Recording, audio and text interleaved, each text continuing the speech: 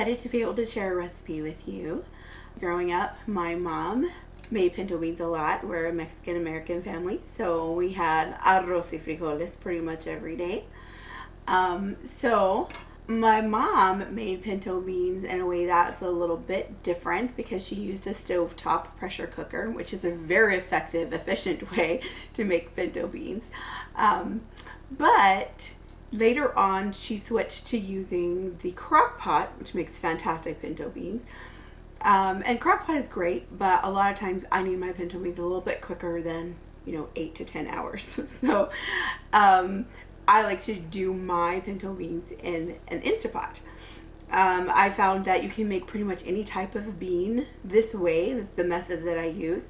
You can make black beans, red beans, garbanzo beans. I've made all of those in the same exact way that I'm going to show you today. So what I do is I take about 5 cups for pinto beans.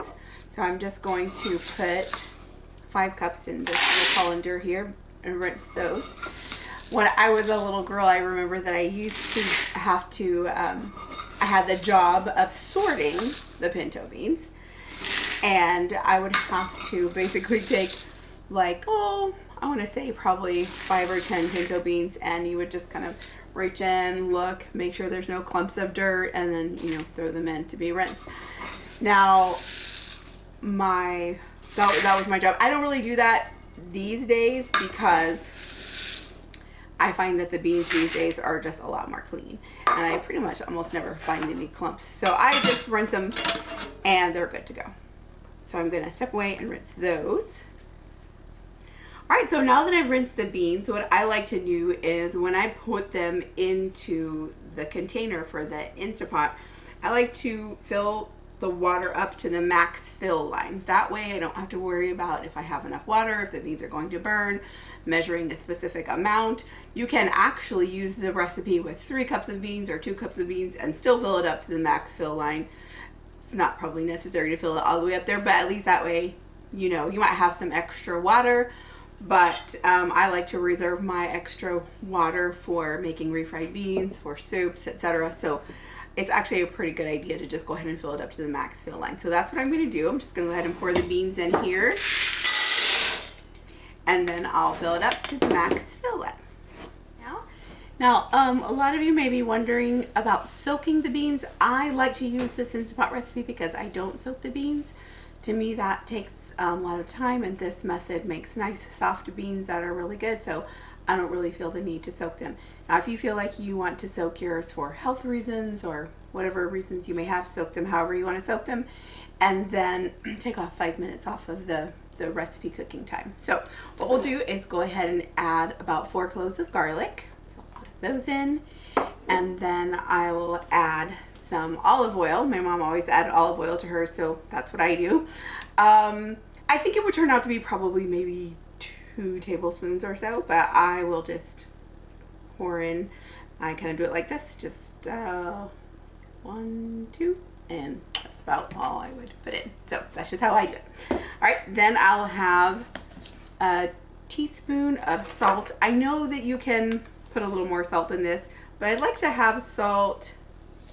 I like to be able to salt mine to taste. So if I want to use the beans and say a soup or a stew, I want to be able to salt that accordingly, and I don't want the beans to be too salty. So I just put 1 teaspoon.